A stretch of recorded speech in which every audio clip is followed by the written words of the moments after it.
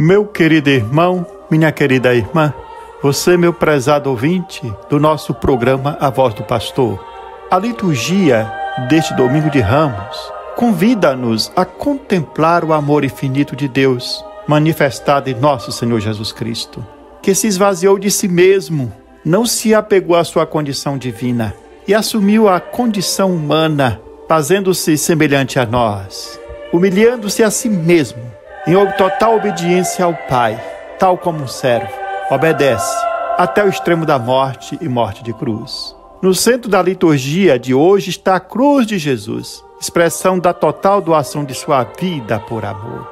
Primeira leitura do profeta Isaías apresenta-nos o terceiro cântico do servo sofredor, citado pelo profeta Isaías. Trata-se de um profeta anônimo, chamado por Deus a fim de testemunhar a sua palavra como um discípulo. A escuta e deve testemunhá-la. Esse profeta é uma figura de nosso Senhor Jesus Cristo, porque de fato é ele quem escuta a palavra de Deus com total obediência. E diante de todo sofrimento, ele não recua. Diante de toda a provação, ele não dá sequer um passo atrás e cumpre as exigências da palavra de Deus. Tal como ocorrerá com Jesus, esse profeta, servo sofredor, resistiu a todo sofrimento e humilhação, tornando seu rosto duro como pedra. E apesar de toda a provação, não ficou envergonhado nem desiludido, pois Deus veio em seu auxílio e o exaltou. A segunda leitura desta liturgia do Domingo de Ramos, um trecho da carta de São Paulo aos Filipenses, apresenta-nos o exemplo de nosso Senhor Jesus Cristo, que despojou de si mesmo, viveu a condição humana até a morte humilhante na cruz, e por sua obediência foi exaltado por Deus. Belíssimo este hino aos Filipenses, que São Paulo nos fala que Cristo Jesus, existindo em condição divina, não fez do seu ser igual a Deus uma usurpação, mas esvaziou-se de si mesmo, assumindo a condição de escravo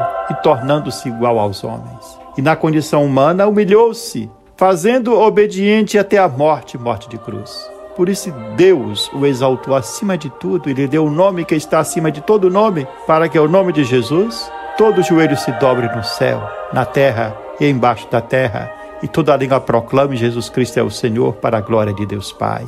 Nosso Senhor renunciou ao seu poder divino. Poderia não ter passado pela cruz, poderia ter agido como um super-homem, mas ele escolheu a via, aparentemente para nós frágil e humilhante, como se o amor se tornasse Deus frágil. Ele assume a condição do servo, e como um servo ele obedece radicalmente ao Pai, e coloca-se a serviço dos homens até a doação total de sua vida. É com essa atitude que Jesus vai entrar na cidade santa de Jerusalém.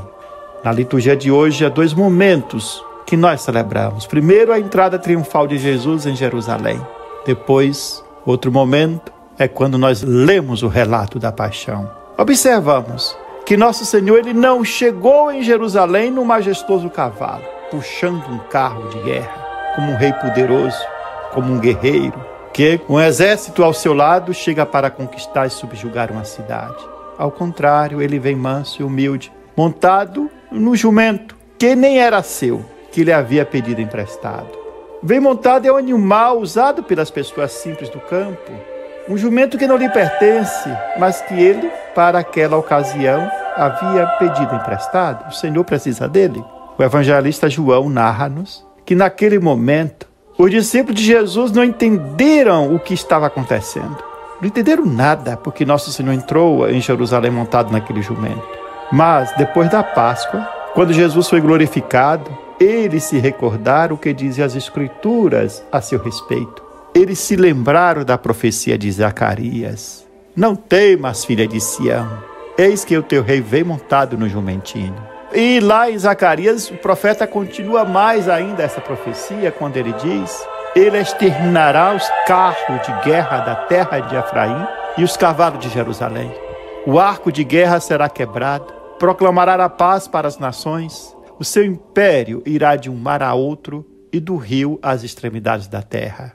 Com isso, o profeta Zacarias afirma nesse pequeno trecho 3 realidades importantes sobre o rei que há de vir, sobre o Messias. Ele será um rei dos pobres, um rei pobre entre os pobres e para os pobres. Ele é um rei da paz, vem montado no jumento, manso, sem armas, desarmado. E de outro lado, o seu reino se estenderá sobre toda a terra. Outro elemento importante é o hosana cantado pela multidão. Às portas de Jerusalém, quando Jesus chega montado no jumento, que era um animal símbolo também da realeza davídica, a multidão explode espontaneamente. Os peregrinos que estavam em Jerusalém cantam de alegria, porque têm a certeza de que ele é o filho de Davi. Por isso o saúdam com a aclamação messiânica: Hosana, bendito que vem em nome do Senhor, bendito seja o reino que vem, o reino de nosso pai Davi. Hosana no mais alto dos céus.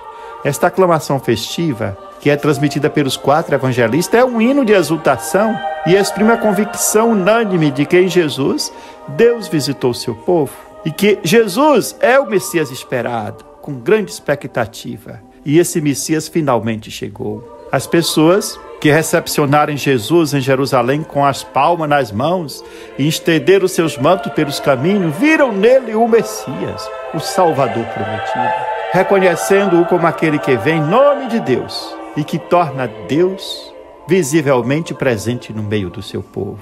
Este brado de esperança de Israel, o Hosana, durante o ingresso de Jesus em Jerusalém, tornou-se na igreja a aclamação que nós fazemos diante da Eucaristia. E na Eucaristia nós fazemos a experiência do Senhor que vem ao encontro da nossa pobre humanidade, do Senhor que vem em socorro da nossa carne. Com a hosana, nós saudamos aquele que, em carne e sangue, trouxe a glória de Deus à terra. Nós saudamos aquele que na Eucaristia vem sempre de novo a nós, em nome do Senhor, e que nos alimenta com o pão do céu e nos eleva até Deus. Porém, nos perguntamos, que realmente pensavam aquelas pessoas que aclamaram Jesus como Rei de Israel, que cantaram Hosana?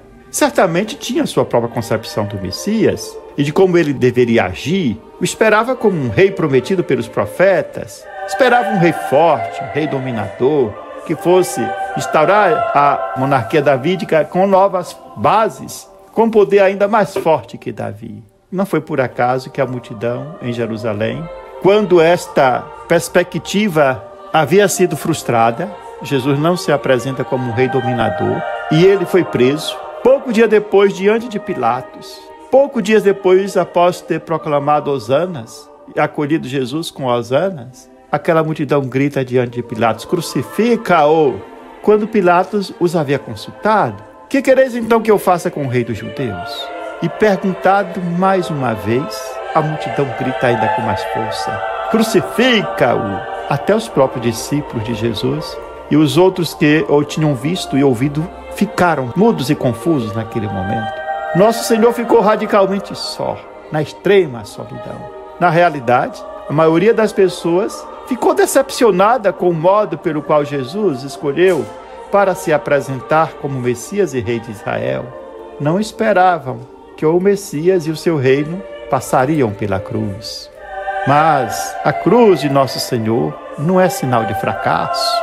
É o caminho para a vitória. É o estandarte da vitória. Quando nós contemplamos a cruz, onde se manifesta o amor e a entrega de Jesus, e celebramos sua paixão e morte, nós nos colocamos diante de um Deus que, por amor, se fez fraco, se é assim que possamos dizer, esvaziou de si mesmo, veio ao nosso encontro e assumiu a nossa condição humana até o extremo limite da morte e morte de cruz. A cruz é uma expressão alta do amor de Deus por nós. Por isso, a cruz significa para nós assumir a mesma atitude que Jesus assumiu em nosso favor, assim como ele solidarizou-se com a nossa fragilidade e nos redimiu, nos salvou, devemos também nos solidarizar com os que sofrem neste mundo, os que são violentados, os que são excluídos, os que são privados dos seus direitos e de sua dignidade. Olhar a cruz de Jesus significa denunciar tudo que gera ódio, divisão,